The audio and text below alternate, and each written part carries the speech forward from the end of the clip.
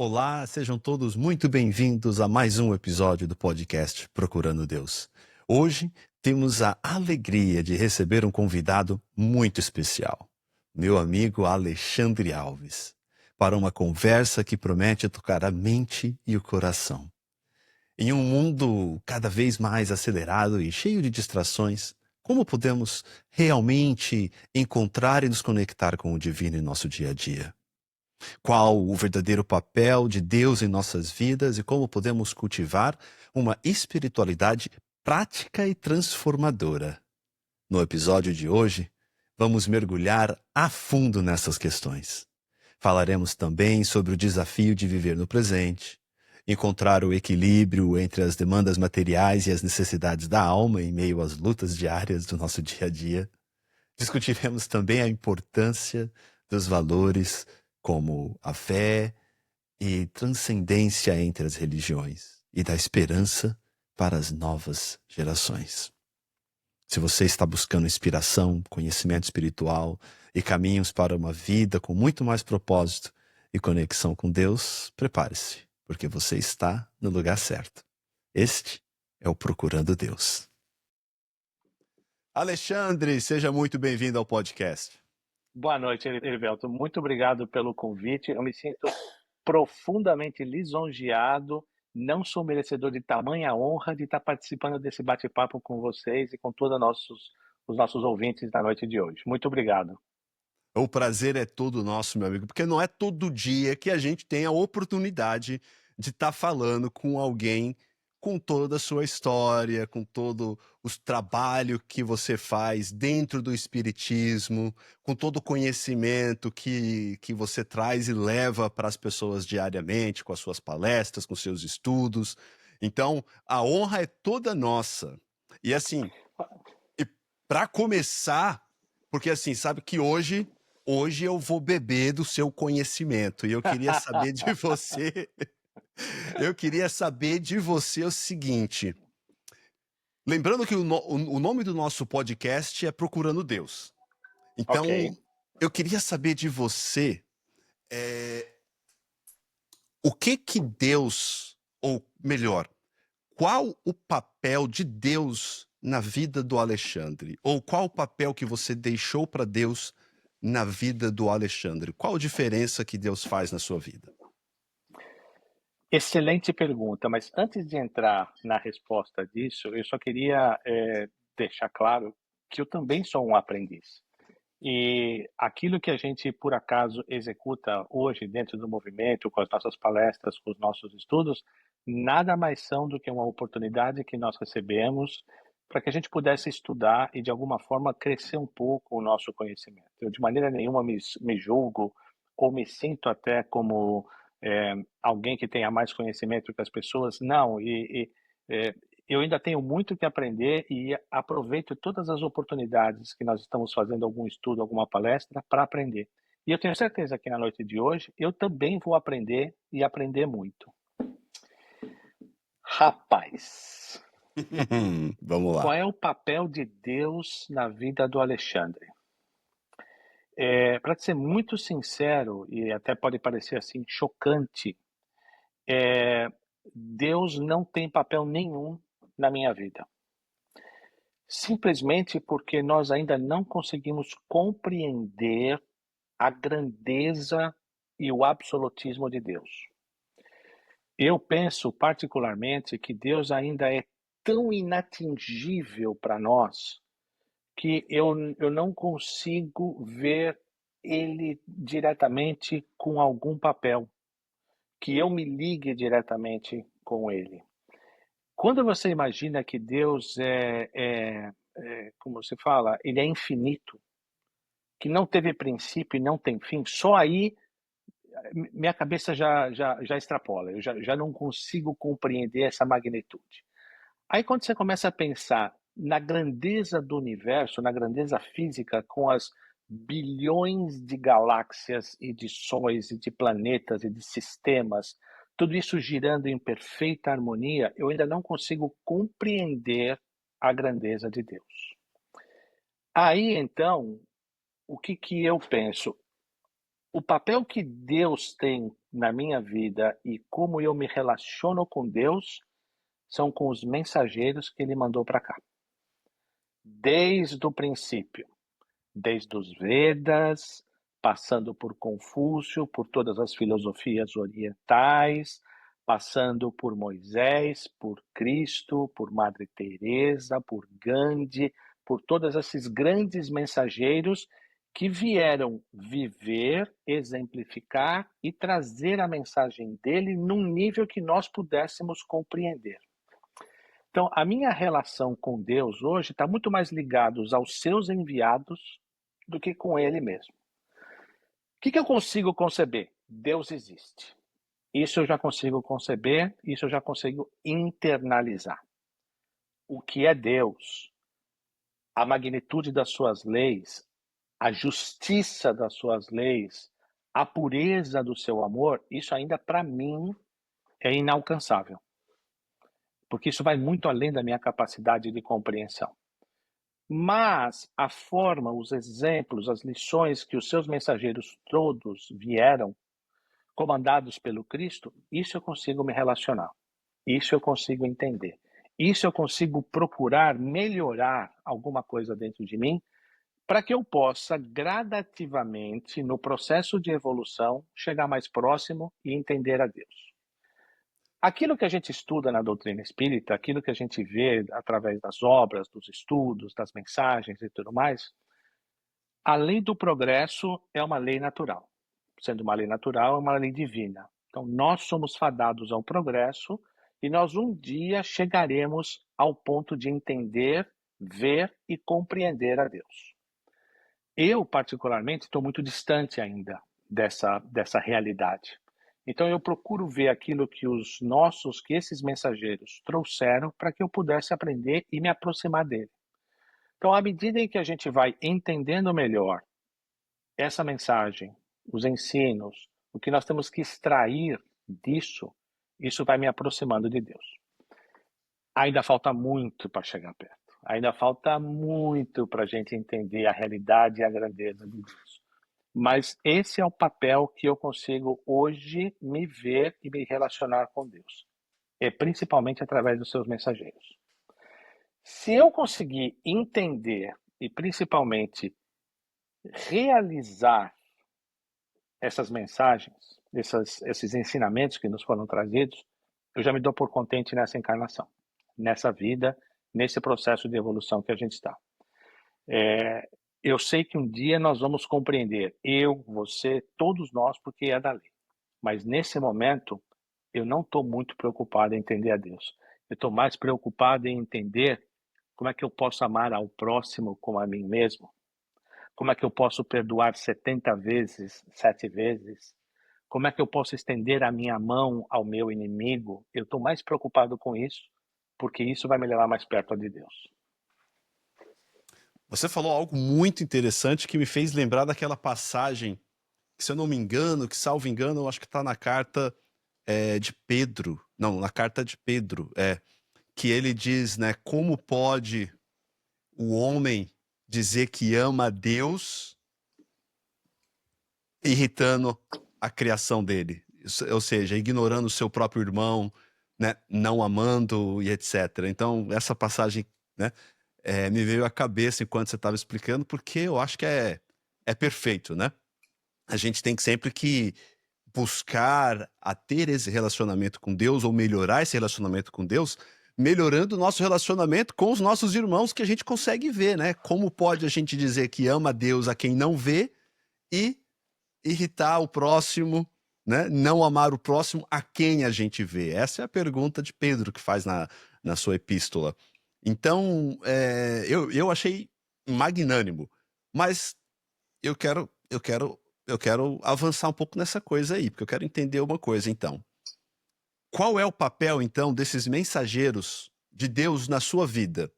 Assim, esses mensageiros, você pode pegar um ou dois aí, os seus preferidos, e falar para mim, assim, qual o papel que eles têm na sua vida, como você utiliza deles para você poder viver de uma forma mais plena e mais feliz né, sendo o Alexandre que você é hoje?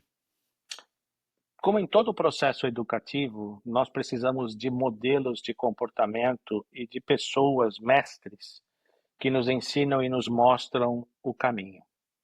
Então, partindo desse princípio que nós ainda estamos em estágio de aprendizado, de evolução, bem na base ainda do nosso processo educativo espiritual, esses mestres todos têm para mim o impacto do que teria um professor na escola, me mostrando os caminhos, me mostrando os exercícios, como é que eu devo fazer e agir em tal comportamento, em tal postura, qual é que deveria ser a minha reação, porque veja assim, né?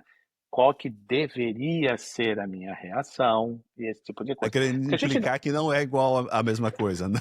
Você tá querendo dizer porque que não, não é vamos ideal, assim, sempre. Elivelto, vamos voltar ao nosso tempo de escola, que não faz muito tempo, né? Até 5, 6 anos atrás a gente estava na escola ainda. Aí a professora Você? dava tarefa, aí a professora dava tarefa de casa. Aí você chegava em casa e tinha alguma coisa mais interessante. Tinha um jogo de futebol com os amigos, tinha brincadeira na rua, e você não fazia lição de casa como a sua professora indicava. Aí, mais tarde, você ia colher as consequências disso, né? Da mesma forma, esses mestres, na minha vida, têm esse papel de me orientar e me mostrar e me indicar quais seriam as lições que eu deveria aplicar, que nem sempre eu aplico.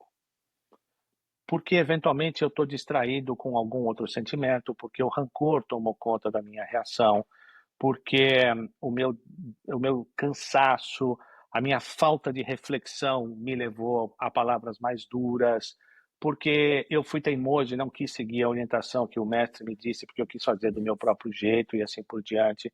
Então, ainda temos essas falhas porque estamos na infância espiritual. Aspas. É até que normal esse tipo de comportamento. Mas o que acontece também? À medida em que nós vamos evoluindo na escola, nós vamos chegando a um ponto que os mestres já não têm mais paciência com as nossas falhas, elas são simplesmente ignoradas e outras pessoas vão passando na nossa frente. Imagina, por exemplo, quando você chega na sua Vai vida repetindo de profissional, ano, você diz? né, você vai repetindo de ano, e quando você chega na sua vida profissional, você passou o seu período escolar, você vai começar agora a ser responsável pela sua vida. Certo. A vida profissional não perdoa. Se você quer fazer as coisas do seu jeito, você vai sofrer consequências punitivas muito sérias. Se você não respeitar os mandados, os procedimentos, aquilo que está estabelecido como sendo aceitável naquele ambiente, você vai acabar sendo demitido, você vai tendo dificuldades de procurar novos trabalhos, de se manter até fisicamente a estrutura da sua família e assim por diante. Então, quando nós chegamos no ponto de evolução espiritual que nós estamos agora, saindo do mundo de provas e expiações para um mundo de transição, está na hora da gente ser adulto. Está na hora da gente, como é que se fala? Seguir as orientações desses mestres, tal qual eles nos mostraram e nos evidenciaram. Porque daqui para frente, as consequências dos nossos erros vão ser cada vez mais drásticas. Por quê? Porque nós já sabemos mais. Vamos voltar 200, 300 anos atrás, Não muito, 400 né? anos atrás, no caso Idade das média aí. Inquisições, por exemplo, Idade É isso. Média, as Inquisições, coisas que nós fazíamos em nome de Jesus, que nós torturávamos, matávamos e tudo mais, mas naquela época nós não tínhamos o conhecimento, de uma maneira geral, como nós temos hoje. Nós não tínhamos a questão da espiritualidade que se desbravou durante o século XIX e o princípio do século XX. Nós não tínhamos o conhecimento científico que nós temos hoje. Nós não temos a evolução moral da própria sociedade que nós temos hoje. Então, hoje, como se diz em inglês, né, que we know better. A gente sabe melhor, nós estamos mais bem preparados para essas reações. Então, não se justificam mais as posturas que nós tínhamos na época da escola, na época da infância, que a gente fazia as coisas de teimosia. Now we know better.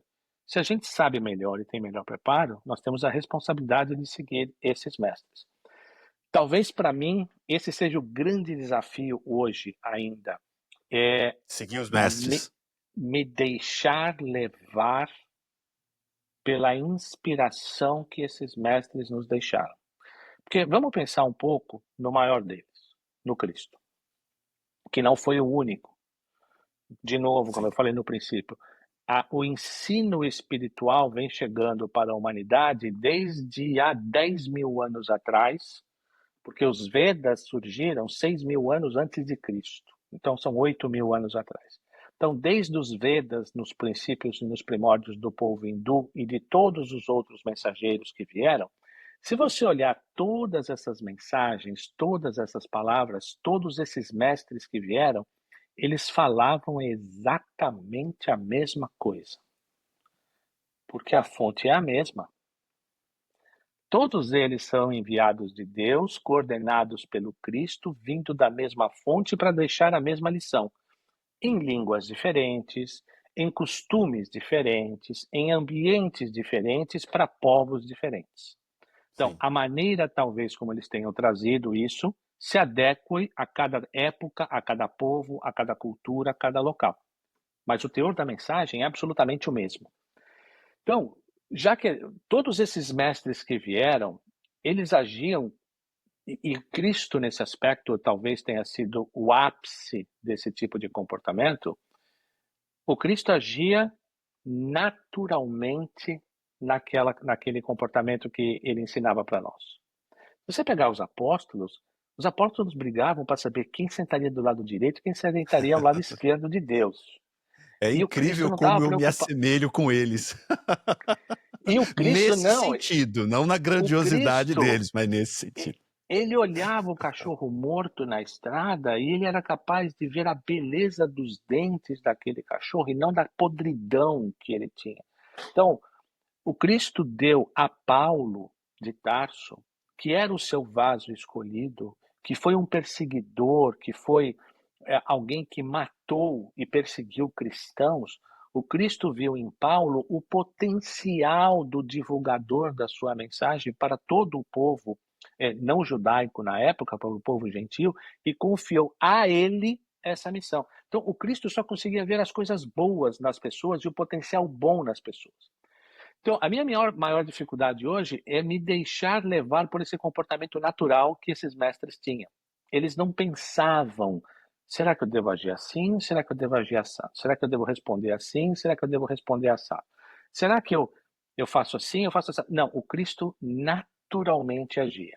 Era instinto, Então, já é era instinto nele. instintivo, era um comportamento moral instintivo. Que eu acho que esse é o maior desafio que eu particularmente tenho, na qual esses mestres têm ainda uma grande importância na minha vida, porque eu procuro segui-los. Não é sempre que eu faço, não é sempre que eu consigo, mas eu procuro segui-los. Então, eu acho que esse é o grande impacto que esses mestres têm. E aí, através deles, crescendo espiritualmente, adquirindo força moral e valores morais, eu vou me tornando mais próximo de Deus. Em algum momento, eu vou despertar para essa realidade. Bom, está na hora de eu entender mais a Deus. Então, aí eu vou procurar galgar os passos e morais, digamos assim, espirituais, que vão me garantir um pouco mais de conhecimento nesse aspecto. Assim, tem um monte de coisas que você falou que eu achei muito legais. Por exemplo, você falou algo que eu sempre falo que a maioria de nós anda pelo mundo distraído. A gente anda, né? É distraído, né? É pensando nos nossos problemas ou supervalorizando os nossos problemas, né? É, pensando no que a gente vai fazer amanhã, com ansiedade, sabe? Com aquele pensamento que está preso ou no futuro, na ansiedade, ou no passado, na angústia. E a gente nunca vive o presente, a gente está sempre distraído.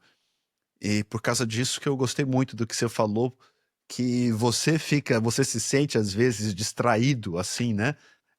E aí você não consegue praticar aquilo que os mestres te ensinaram aí ou vem pedindo pra gente fazer, né?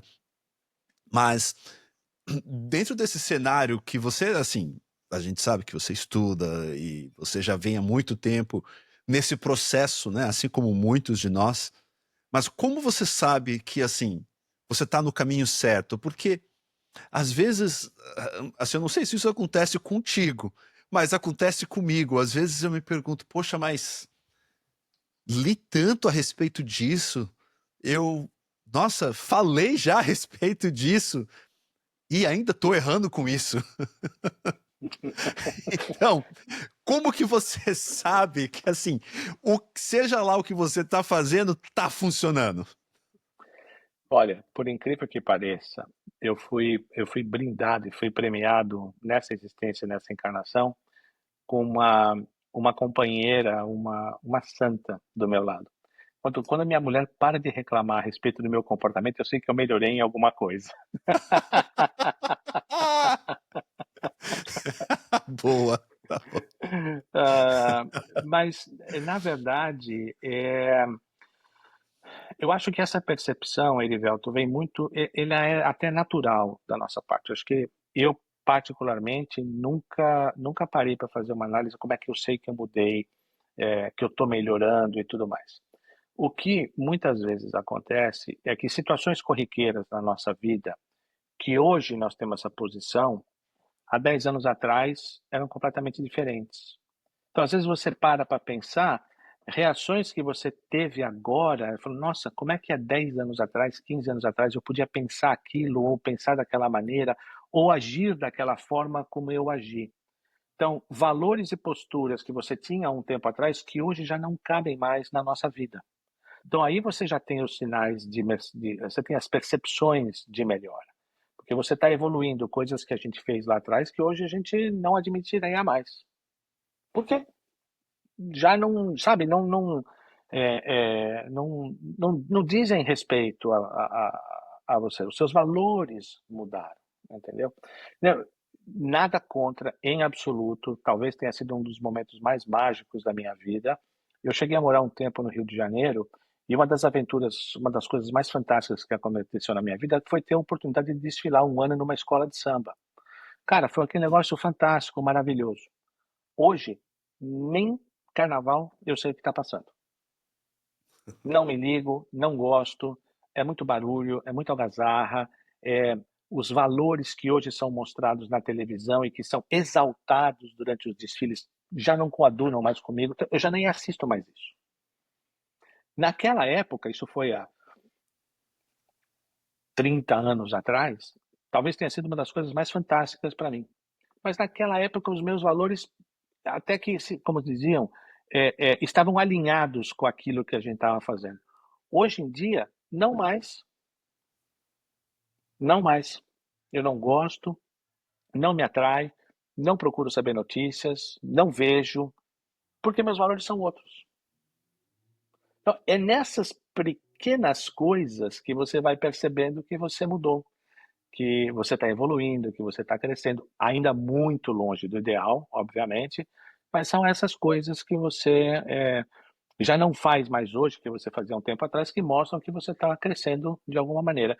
E esse processo, Erivelto, cara, ele é constante, ele é diário. O que eu pensava no ano passado, talvez eu já não pense esse ano. Os valores que eu tinha, as atitudes que eu teria, ou que eu tive com funcionários meus, ou com pessoas que estavam próximas de mim, hoje eu já não teria mais. Porque a cada dia que passa, cada, o presente. O presente é um presente que nós recebemos, que é a oportunidade que nós temos naquele momento de aproveitar o momento e sacar dele o aprendizado que a gente precisa. Quando nós estamos muito ligados ao passado, nós estamos com depressão. Quando nós estamos muito ligados ao futuro, nós estamos com ansiedade, que são as duas grandes doenças hoje da humanidade, a depressão e a ansiedade. Ninguém vive o presente. E é isso aqui que a gente vai ter, e a gente tira as melhores lições, né? É, a própria sociedade hoje, a questão da tecnologia, da informação, ainda um pouco antes da gente começar esse bate-papo, eu conversava com a minha mulher, que eu até perguntei, falei, nossa, amor, você tá com um cara de cansada. Ela falou, eu tô esgotada. porque ela falou, porque são tantas coisas que aconteceram que eu tive que pensar e como é que se fala, digerir mentalmente hoje, que eu chego no final do dia que eu estou esgotada.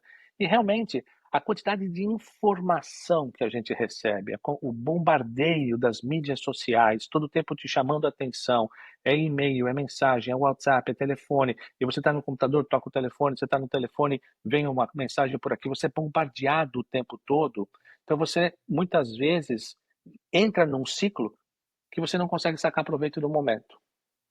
O desfrutar do momento, a gente já não consegue mais, porque nós estamos sendo bombardeados com a informação o tempo todo.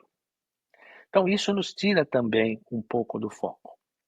Eu acho também que esses mensageiros que vieram mostraram a importância de nós dedicarmos o tempo a César o que é de César e a Deus o que é de Deus. Nós vivemos na matéria, nós vivemos no mundo material, nós precisamos do trabalho, do sustento do corpo físico, então nós temos que dedicar um tempo para que a gente possa extrair a nossa subsistência. Mas a nossa verdadeira vida é a vida espiritual. E o nosso grande desafio é encontrar o equilíbrio nisso. Esses mensageiros todos que eu estava falando, eles tinham equilíbrio. Mesmo se você pegar os apóstolos, por exemplo. Os apóstolos, eles só viviam atrás do Cristo, eles só viviam atrás das mensagens, etc, etc, etc. Não, não é verdade. Os apóstolos todos tinham profissão. Eles Uns trabalhavam, eram eram pescadores, pescadores, saíam para eram os pescar. pescadores, uns É, eram pescadores, outros eram médicos. Paulo foi tecelão. Durante o seu recluso tempo no deserto, ele ficou 3 anos fazendo tapetes, porque essa era a profissão que ele tinha. cobrador de Todas essas impostos pessoas também, né? da igreja Levita. de Antioquia, por exemplo, no livro que fala a respeito da igreja de Antioquia, narram que todos aqueles trabalhadores tinham os seus afazeres durante o dia e se reuniam à noite. Então, havia o tempo de você colher as coisas de César e havia o tempo de você se dedicar a Deus e à evolução. Hoje a gente não tem mais isso. O nosso tempo de dedicação a Deus, quando muito, se resume a uma ida na igreja no domingo ou uma reunião pública na casa Triste até. espírita. É isso aí. Poucos de nós têm o hábito constante da oração diária, que não precisa ser 2 horas. 10 minutos já nos ajuda. De estabelecer a conexão, de estabelecer a ligação, de ajustar o nosso Wi-Fi com o Wi-Fi divino, para que a gente possa receber o download das informações, das inspirações, da tranquilidade, da serenidade e assim por diante. E a gente já não consegue mais fazer isso. Talvez o grande desafio que nós tenhamos hoje, e eu me coloco dentro dessa característica também, até pela vida profissional que a gente tem, de conseguir, dentro do presente, estabelecer as prioridades do tempo do trabalho para Deus, do tempo de trabalho para César e do Achar tempo esse de balanço, né? desfrutar a conexão com o divino. Então, acho que isso talvez seja uma das grandes oportunidades que eu, particularmente, ainda tenho. Você sabe que um dos meus sonhos é sair do WhatsApp, né? Rapaz, você sabe que eu vou te contar uma história. Eu vou te contar uma história. Quando o WhatsApp Ah, começou, sim. dentro da minha empresa, dentro do trabalho, virou qualquer luxo, não, porque é grupo disso, grupo daquilo, outro, não sei o que, não sei o que lá, não sei o que lá, não sei o que lá. Cara, teve uma hora que eu já não eu fiquei fora. Eu não sabia mais o que estava acontecendo, eu não recebia as informações, então eu tive que entrar obrigatoriamente num grupo de WhatsApp. Para que eu fui fazer isso? Para que eu fui fazer isso? É fantástico a rapidez da informação, Isso. mas é impressionante como isso te desvia o foco e te rouba tempo. Exatamente. Essa razão a qual eu, eu tenho o meu sonho de sair do WhatsApp. É sair do É, WhatsApp por causa do tempo, eu- do trabalho, do esforço mental que isso leva. Não por causa que você não quer se conectar com as pessoas que estão distante. Não tem nada a ver. Mas é mais pela razão do tempo que isso te toma. A gente recebe, é igual você falou, a gente é bombardeado com tanta coisa, a gente tem tantas razões para se distrair nesse mundo que a gente acaba esquecendo do que é essencial. E aí a Exatamente. gente, não é? A gente entra naquele modo igual o Emmanuel costuma dizer. Emmanuel era o mentor de Chico Xavier. Ele dizia que nós ficamos como uma turba adormecida, num modo de viver automático, né? Que a gente só reage às coisas, sabe? A gente nem pensa, o celular toca, a gente nem pensa, alô, É. né? E aí vem a mensagem de WhatsApp, você já vai lá nos dedinhos responder, e aí você não tem aquele tempo para acalmar a cabeça, esvaziar, ficar no presente, né? E Sentir aquilo, você, o seu corpo, sabe? Você sentir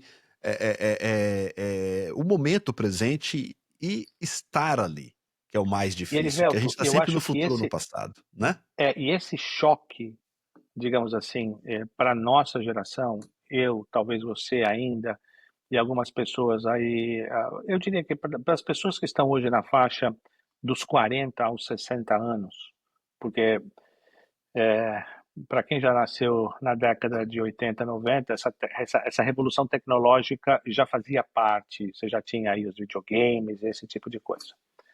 Mas, cara, eu sou de uma geração que o controle remoto da televisão da minha casa era eu. Menino, levanta lá e põe no canal 5.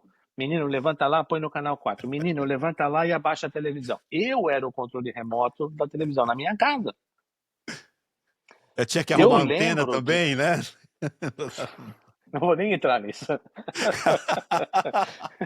Porque eu era o meio de comunicação, porque meu pai subia no telhado, minha mãe na frente da televisão e eu na porta para ser o elo de comunicação e de Você ligação era o entre médium da eles, né? casa.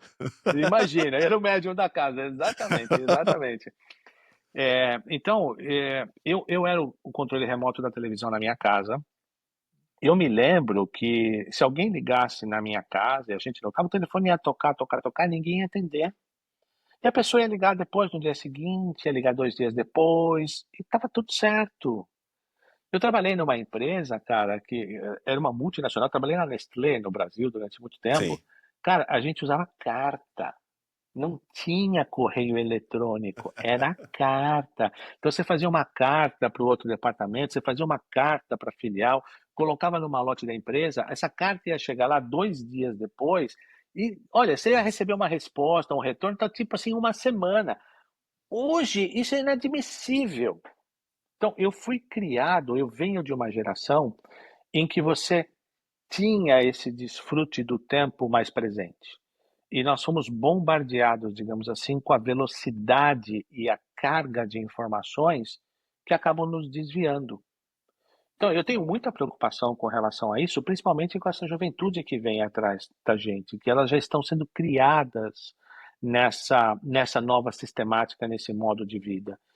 E as pessoas precisam de um tempo para as suas reflexões internas, seja qual for a linha religiosa que alguém tem. Eu não estou falando de espiritismo, que as pessoas precisam desenvolver o seu espírito. Não, as pessoas precisam desenvolver os seus caráteres e a sua moralidade, independente da religião que ela segue. Ainda num grupo de WhatsApp que a gente faz parte essa semana, eu adorei a mensagem que foi posta a respeito da definição de Emmanuel sobre religião e religiões. Que Ah, sim, religião maravilhoso. é tudo aquilo que te liga a Deus. E religiões foram as instituições estabelecidas pelos homens, falíveis e imperfeitos, que interpretam essas ligações que a gente faz com Deus e muitas vezes de formas equivocadas. Então, não importa qual é a linha religiosa que nós temos, todos nós temos a obrigação de nos reconectar com Deus e buscar um tempo para isso. Porque, inclusive, Erivelto, todas as religiões acreditam na sobrevivência da alma. Sim. Hello? Nem todas acreditam em reencarnação, mas todas acreditam na sobrevivência da alma. O que nós estamos fazendo com os nossos tempos hoje para que nós possamos garantir que a nossa alma sobrevivente tenha acesso a Deus. De uma maneira geral, pouca coisa. E aí esses mestres, para mim, eles têm um papel fundamental, porque todos eles tinham esse equilíbrio e sabiam dedicar o seu tempo à sua sobrevivência e à sua subsistência e à sua ligação com o divino. Mesmo aqueles que dedicaram suas vidas a isso, mesmo Francisco Xavier, Francisco de Assis, digamos assim, que Francisco de Assis largou toda a sua riqueza, mas ele Sim. trabalhava pela sua própria sobrevivência, ele cultivava as hortas, cultivava as frutas que ele precisava comer, cuidava da igreja fisicamente, cuidava dos pobres, então ele tinha uma atividade. Ele não vivia o bel prazer na igreja de Assis em contemplação constante, não, tinha um trabalho sendo feito com relação a isso, de sobrevivência, de acolhimento, de atendimento e tudo mais, e à noite, de manhã, durante o dia, de madrugada, seja lá o quê, ele fazia a sua conexão com o divino. Hoje a gente não consegue fazer isso. Talvez, inclusive, isso é pura especulação da minha parte, nós vamos ter mais dificuldades, ou a geração que está vindo atrás da gente vai ter mais dificuldade de encontrar e entender a Deus, porque não estão praticando essa conexão agora. Você sabe que eu acho que você tem razão nisso, né? Porque até Jesus, naquela época, a gente lê nos evangelhos que ele retirava-se à noite, passava a noite orando. Ou seja, Jesus tinha esse momento que ele apertava né, o botão de reset, né? Yes. E ia para a montanha ficar sozinho, né? Uhum. Ia para a montanha ficar sozinho para poder se preparar, para poder estar ali, observar, se sentir, estar naquele presente e se realinhar com o divino, né? Então eu acho isso extremamente importante. E eu acho que tem algum, por exemplo, você falou de Francisco de Assis, né? Eu sou fascinado. Alguns desses mestres, como a gente está falando, eles são fora da curva. E Francisco de Assis, para mim, é um deles, né? E tem algo de especial, ou algo de mágico ou de espiritual, quando a gente fala de alguém que faz trabalhos manuais. Né, eu não sei muito explicar o que é, não sei se você tem algum insight a respeito disso, mas, por exemplo, Jesus ele era, carpinteiro, Carpinteiro, né, você falou de Paulo, era tecelão. tecelão. Francisco de Assis, ele gostava muito de fazer essas atividades manuais, seja no jardim, construiu a igreja, ele estava sempre trabalhando com as mãos, né. Eu sei que o budismo traz algumas coisas disso também, das pessoas fazer certas atividades que é certo que de certa forma elas são meditativas, sabe. Ajudam você a ficar no presente, por exemplo, se você está ali se você tá ali com sendo um tecelão, se você não prestar atenção, você vai furar o seu dedo com agulha, né. Sim, Se sim. você tá ali, se você é um carpinteiro, se você não tiver ali no momento presente, você vai acabar se cortando. Então, eu vejo algo de especial nisso também, né, de fazer essas atividades como uma forma de balancear esse mundo frenético, lotado de informação, em que a todo momento a gente tem um equipamento que está pedindo a nossa atenção. Seja Sim, uma notificação no celular, nesses smartwatches também, né? sim. Que a gente tem, é um e-mail no computador, e sabendo que esses momentos, quando a gente se acalma e quando a gente faz esse tipo de atividade, nos conecta de certa forma, eu não sei como que essa nova geração, qual vai ser a forma que eles vão achar para poder se conectar. Eu, É, é algo interessante, é algo muito é, interessante, porque eu acho que é como se fosse um videogame, né? Tá ficando cada vez mais difícil a gente se conectar, né? a única esperança que eu tenho nesse aspecto, Erivelto, porque eu, sinceramente, Eu vejo a minha filha com 4 crianças relativamente pequenas entrando Uhum. na adolescência, todos eles, né? E o trabalho que essas crianças dão hoje em dia, a única, digamos assim, a única esperança ou luz no fim do túnel que eu vejo com essa nova geração é que, teoricamente, essa nova geração, ela é mais bem preparada do que nós em termos espirituais e tem intrinsecamente dentro deles valores morais mais fortes e mais sublimados do que os nossos, teoricamente. Porque à medida em que nós vamos nos aproximando ao momento da transformação do mundo, né, do mundo de regeneração começando e tudo mais, conforme diz Kardec em Obras Póstumas, a nova geração vai surgindo e a velha geração vai sendo substituída. Então, as almas, os espíritos que não alcançaram o padrão para que possam permanecer num mundo de regeneração serão levados para outras esferas, para outros planetas, para continuarem seu processo evolutivo. Então, essas crianças que estão chegando agora, teoricamente, têm valores morais mais altos. Em algum momento, isso vai ter um despertar, individualmente, em cada um deles, e novos líderes também vão surgir no mundo, porque também devem vir para cá outras estrelas, né, outros espíritos de extrema grandeza que poderão guiar as pessoas e tentar fazer essa reconexão. Mas essa é a esperança que eu tenho de que, eventualmente, essas crianças possam se reconectar num futuro muito próximo. Porque eu vejo o que acontece com os meus netos. Os meus netos, no final de semana, levantam às 6 horas da manhã para estar enfiado num jogo de videogame, porque essa é a distração deles. Entendeu? Onde está a reflexão? Onde está o momento de agradecimento? Onde está o contato com a natureza? Onde está o trabalho com os mais necessitados para que eles possam ver o quanto eles são privilegiados e assim por diante? Hoje em dia, isso falta na maioria da vida das pessoas.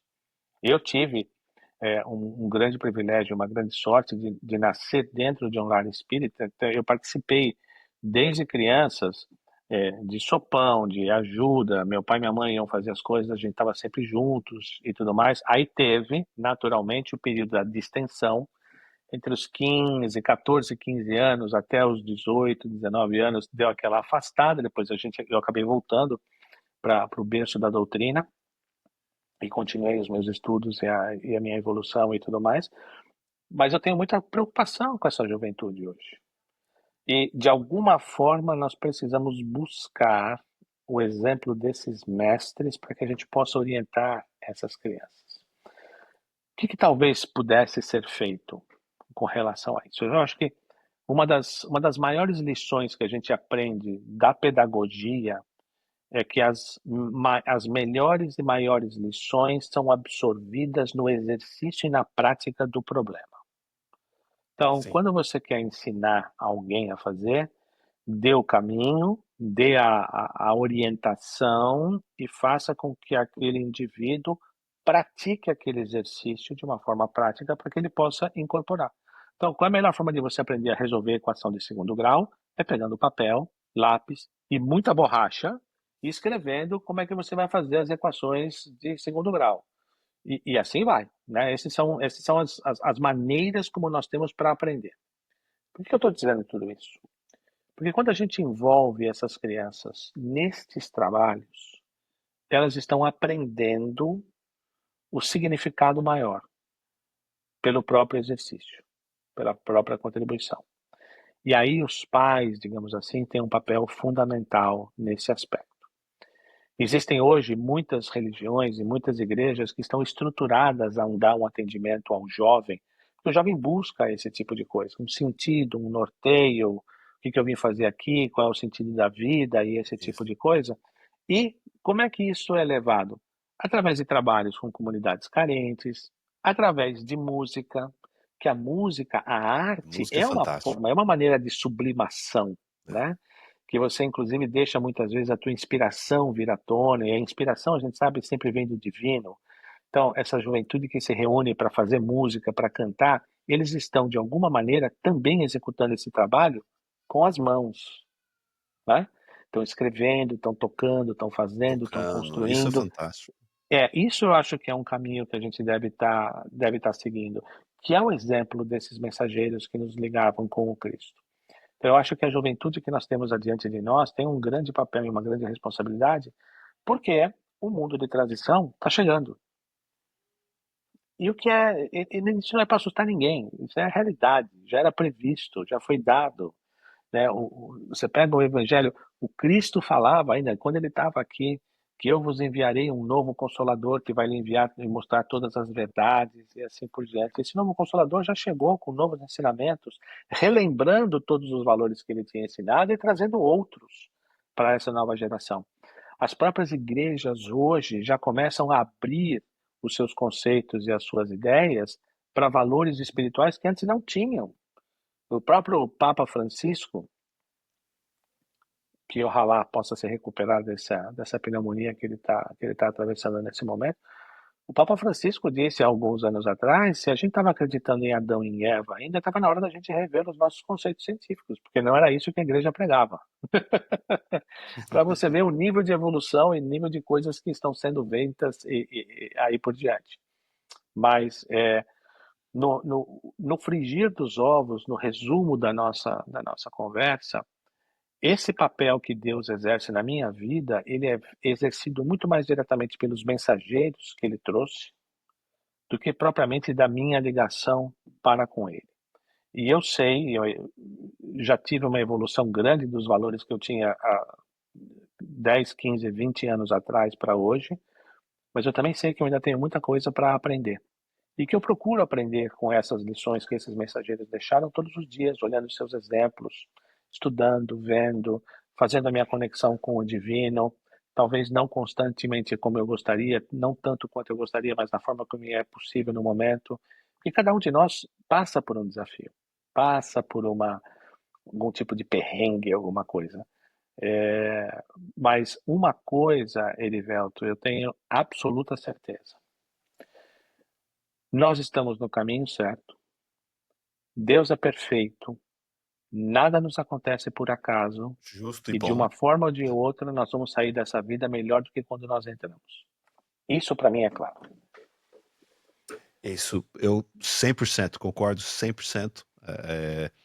Tem, assim, a gente estava até falando aí da dificuldade dessa nova geração, dando até uma conotação meio que negativa para tudo isso que está acontecendo e todas essas distrações, essas opções com o grande desafio que eles têm pela frente, né? Para lidar com todas essas distrações do mundo que só vem crescendo e conseguir arrumar tempo para se conectar. Mas eu acho que vai ser um aprendizado. Eu acho que para eles, para todo mundo, assim como foi para os nossos pais, nossa, eles tiveram que se adaptar a um mundo com celular, com internet, até mesmo a gente, né? Eu, quando era menor, o celular não existia, internet também não, então a gente teve que se adaptar e a gente percebeu o quanto isso impacta, a gente tá até falando aqui, o quanto isso impacta na nossa vida espiritual e como a gente tem que tomar cuidado com o uso dessas coisas. Então, eu acho que eles estão ganhando novas ferramentas, mas em algum momento a minha esperança, e eu tenho certeza que Deus e os bons espíritos vão ajudar eles também a perceber que em algum momento falar, não, peraí, eu tenho que pôr um limite aqui e começar, porque tá faltando alguma coisa. Eu tô começando a sentir falta, eu tô ficando doente, eu preciso pôr mais Deus, mais reflexão, mais meditação na minha vida. Olha, a gente não pode esquecer nunca que Deus está no comando e Jesus está no leme. Olha aí que dupla, hein? Olha aí, que dupla. Deus está no comando e Jesus está no leme. É. Não tem erro. Vamos passar por tempestades? Claro, vão ter tempestades. O barco vai balançar pra caramba, mas o timoneiro vai estar ali segurando a roda, o wheel, o leme, e nós vamos seguir adiante. Isso eu não tenho dúvida. E depois que passa a tempestade, sempre vem a bonança. Depois que nós passarmos essa transição toda que nós estamos sofrendo agora, saindo do mundo de provas e expiações para um mundo de regeneração, vai vir a bonança. E aqueles que conseguirem fazerem jus a permanecerem durante a bonança, nós vamos colher os frutos de todo esse esforço que nós estamos fazendo hoje. Porque talvez, Erivelto, o nosso maior dilema hoje seja de que nós não nos damos conta na nossa vida diária que a nossa vida nós somos espíritos imortais, que a nossa verdadeira vida não é essa, que nós estamos aqui de passagem. E a gente acaba se dedicando muito mais tempo à coisa da matéria do que à coisa do espírito. Quando a gente se conscientiza da nossa imortalidade, nós vamos descobrir um tempo para que nós possamos dar valor àquilo que também é importante para nós. Nós precisamos adquirir esses valores para que a gente possa termos, digamos assim, justificativas para estarmos nesse mundo de regeneração. Esse mundo de regeneração vai exigir de nós um comportamento em que o amor prevaleça. Nós amamos mais ou a gente procura mais situações para ir à forra e à desforra? Eu tenho mais vontade de esganar ou mais vontade de perdoar? Eu tenho mais vontade de me fazer ouvido e ser respeitado e as minhas opiniões valerem todo o tempo? Ou eu estou mais disposto a ouvir e, como é que se fala? Conceder algumas coisas em prol de uma harmonia. Esses são os valores que a gente tem que estar desenvolvendo agora para que a gente possa estar ali na frente no mundo de regeneração. Se nós ainda não estamos procurando desenvolver isso, nós vamos ter algumas dificuldades. Você falou de valores, eu acho que isso é fundamental. É fundamental, porque muitas pessoas eu vejo buscando valores na vida, ou buscando coisas de valores na vida, e não buscando valores na vida exatamente, Uhum. né? Porque elas acham que é aquilo que vai fazer bem para elas. Eu acho que a maioria de nós ainda não aprendeu quão bom é determinadas coisas, quão bom é você fazer uma meditação, o quão bom é você fazer uma prece sincera, o quão bom é, às vezes, você, sabe, se entregar a Deus, o quão bom é você estudar uma doutrina filosófica, religiosa, como o espiritismo, ou qual seja a religião, mas estudar a fundo, né? Porque é só aí que você começa a ganhar coisas que, pelo menos para mim, eu vou ser muito sincero, são essas coisas, assim, eu costumo falar para a Paty, que são esses estudos que eu faço, essas reflexões, que mantêm a minha sanidade mental. Exatamente. São Exatamente. essas coisas, né? Que me tiram de determinados sofrimentos desnecessários, de armadilhas que agora eu consigo enxergar, eu vejo que isso é armadilha. Mas quando a gente não tem esse conhecimento, a gente não entendeu esse bem ainda, a gente acaba indo fazer igual você falou, vai pro carnaval, fazer coisas que às vezes não são tão elevadas espiritualmente, né? Então, sem nenhum julgamento a quem vai, isso não é essa a questão, mas a questão que eu estou querendo dizer é o quanto de tempo, às vezes, a gente dedica para essas coisas. Para a gente Mas, começar a adquirir isso, né? E mas criar essa riqueza, sempre não é? tem um momento do despertar. Sempre tem um momento do despertar. Mas o E despertar, nesse ele é papel, múltiplo, não é? ele Tipo, é você não desperta só ele é várias vezes. claro, porque nós temos vários pontos de melhora em nossa jornada e isso é a primeira Ele é coisa. O segundo constante. ponto é o seguinte: a gente vai que nem aos trancos, né? A gente desperta aqui, dá 2 passos adiante, aí estagna de novo, porque a gente está na zona de conforto. Aí É a isso vida aí. precisa vir, dar um chute, vamos, move adiante. Aí você vai Tem dar que ser mais um 2, 3 chute, não podia passos. dar um É, tapinha nas não, costas? amigo, porque é como a vida tem para nos tirar. Imagina, esse, Dá um tapinha assim com de todo esse leve nas peso costas, aqui, né? fala, ô, Você movimentar todo esse peso, tirar essa barriga do lugar, cara, não é um empurrãozinho, tem que dar um chute. Para você sair da zona de conforto, muitas vezes a vida vem te dar esses trancos que é para a gente poder despertar e sair desse marasmo que nós estamos. Isso se explica muito das dificuldades e dos problemas que nós temos, que são causados por nós mesmos, pela nossa falta de interesse ou porque a vida está dizendo, olha, está na hora de se movimentar, vamos, vamos, vamos, anda, anda, anda. E aí vem os problemas. Aí alguém fica doente, alguém perde o emprego, alguma coisa grave acontece, aí você vai para a igreja, para a sinagoga, para a mesquita, para o templo judaico, para o centro espírita, para o centro de Umbanda, você vai para qualquer lugar que possa te dar algum acolhimento, alguma orientação do que fazer. E aí você se reconecta. Mu- Muitas pessoas vão, recebem ajuda, melhoram e somem. sim. Poucas pessoas vão, recebem ajuda, melhoram e continuam buscando um progresso. Aí aquelas que se foram, mais tarde lá na frente, a vida vai trazer eles de volta até que você entre num ritmo de se religar permanentemente e constantemente com o divino. Sendo o divino o que quer que seja que você o nomeie. Maomé, Jeová, Alá, não interessa. Não interessa. O importante é É, você ter uma ligação com o divino. não, isso é importantíssimo. Eu tenho um amigo, né, de infância, é, e ele é islâmico, né? E essa semana ele me contou que a mãe dele tá passando por um momento muito grave de saúde, sabe? Uhum. Acho que a mãe dele tem 84 anos, algo assim. E tá passando por um momento né, muito grave. Mas é interessante que, apesar dele ser de uma religião completamente diferente da minha, a fé com que ele demonstra falando da mãe dele, que, nossa, ele é muito apegado à mãe dele, muito mesmo. Mas ele falando da forma com que ele confia em Deus e que o melhor vai acontecer. Gente, a gente tá falando.